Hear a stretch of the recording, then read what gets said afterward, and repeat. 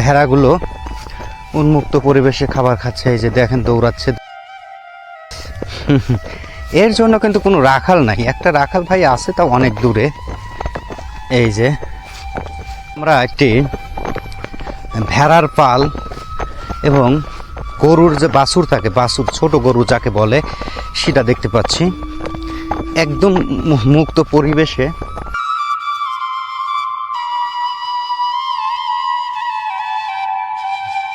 অনেকগুলো গরু এবং গরুর বাচ্চা প্লাস হলো এই ভেড়ার পাল।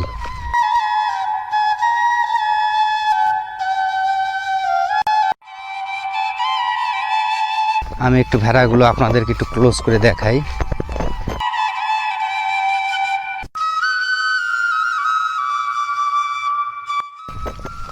ভেড়াগুলো উন্মুক্ত পরিবেশে খাবার খাচ্ছে, এই যে দেখেন দৌড়াচ্ছে। এর জন্য কিন্তু কোনো রাখাল নাই, একটা রাখাল ভাই আছে তাও অনেক দূরে। যাই হোক, আমি আপনাদেরকে ভেড়াগুলো দেখালাম এবং ছোট ছোট, এর আগে আপনাদের অনেক ভিডিওতে বড় গরুগুলো দেখাইছি, এরা হলো ছোট গরু। আসলে গরু দেখানোটা আমার মূল উদ্দেশ্য না, মূল উদ্দেশ্যটা হলো এই যে প্রকৃতির পরিবেশ,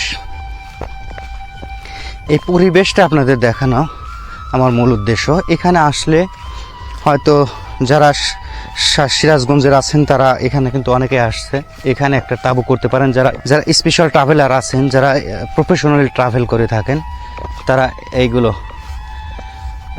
এইরকম একটা চরে আপনারা আসতে পারেন। লোকেশন জানার জন্য অবশ্যই কমেন্টে জানাবেন, আমি আপনাদেরকে কমেন্টে বিস্তারিত জানিয়ে দেবো, অথবা কন্ট্যাক্ট করতে পারেন আমার সাথে, আমি বিস্তারিত আপনাদের সাথে শেয়ার করব। কি ক্লান্ত খুব দৌড়াদৌড়ি করেছ নাকি? দৌড়াইছাও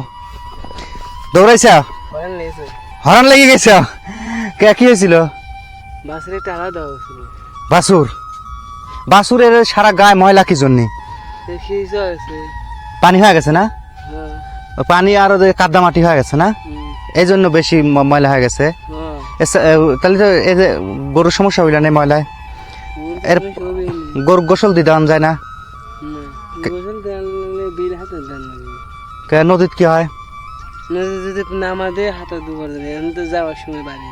ও মনে করি যান চলে যাওয়া লাগতেছে।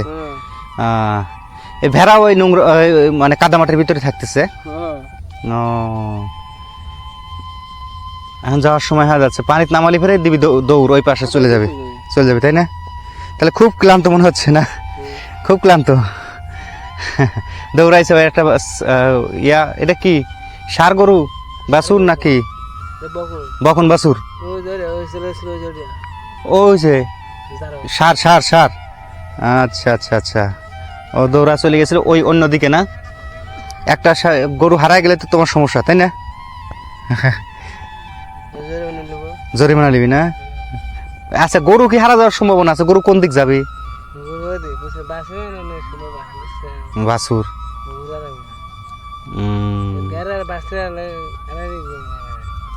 আচ্ছা।